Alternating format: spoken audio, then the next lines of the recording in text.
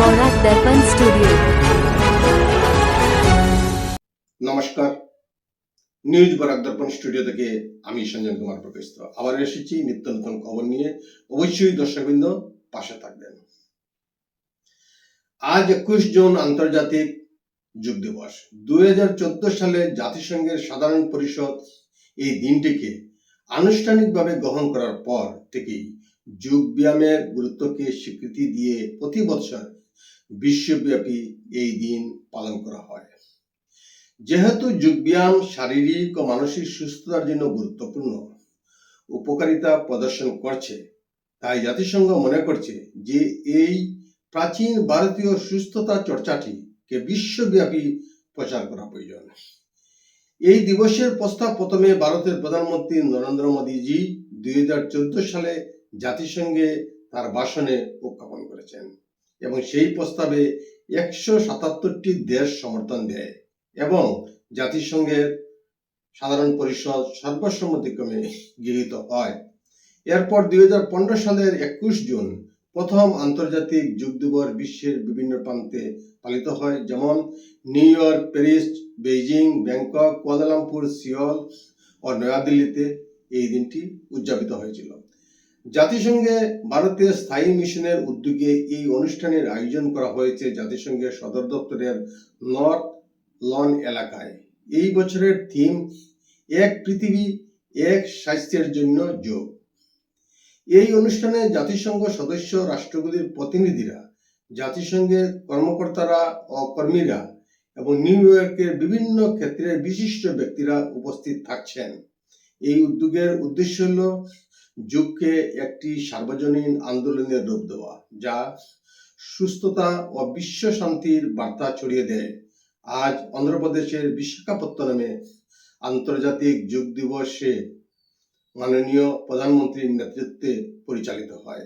অন্ধ্রপ্রদেশের মুখ্যমন্ত্রী প্রধানমন্ত্রীকে উষ্ণ অভ্যর্থনা জানান।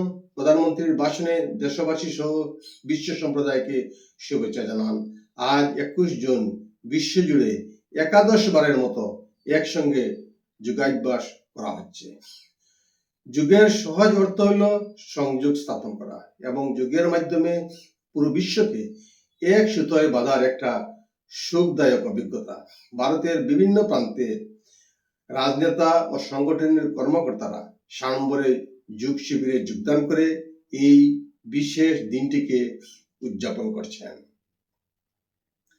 ভারত সরকারের জাতীয় ভোজ্য তেল অভিযান তেল খেজুর এর আওতায় শুক্রবার ডিমা হাসাও জেলার দিয়াঙ্গুব্রা কৃষি উন্নয়ন চক্রের অন্তর্গত 5 নম্বর ডিয়াগু গ্রামে বিস্তৃত তেল খেজুর রোপণ কর্মসূচি সফলভাবে পরিচালিত হয়। এই কর্মসূচি 20 হেক্টর কৃষি জমিতে রোপণ কর্মসূচি আয়োজিত হয়েছে।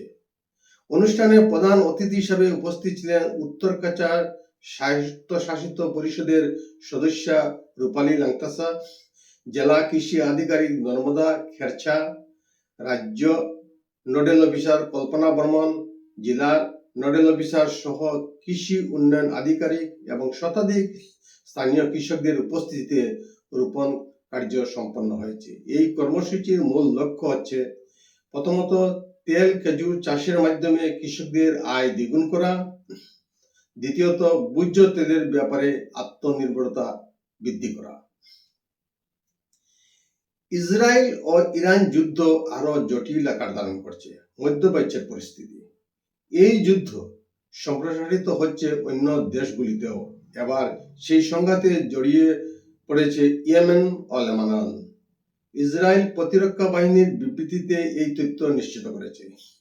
শুক্রবার দক্ষিণ লেবাননে ক্ষেপণাস্ত্র হামলা হিজবুল্লাহর এক জ্যেষ্ঠ সেনা কর্মকর্তা মুহাম্মদ কাদের আল হুসেইন নিহত হয়েছেন।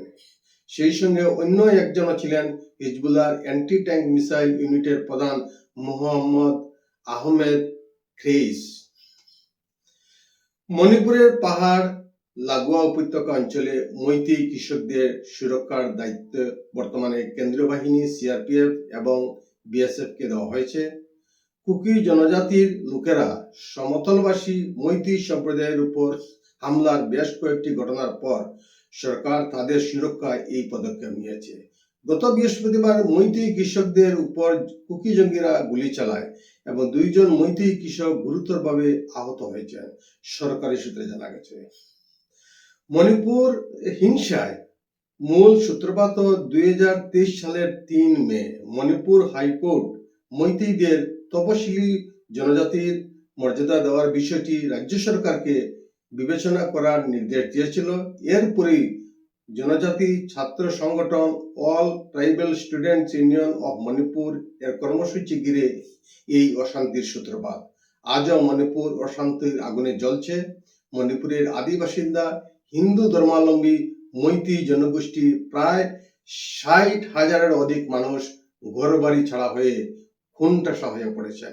আজকের প্রতিবেদনে এখানেই সংক্ষিপ্ত বিরতি টানছি। সবাইকে নমস্কার জানিয়ে বিদায় নিচ্ছি। न्यूज बौरा दर्पण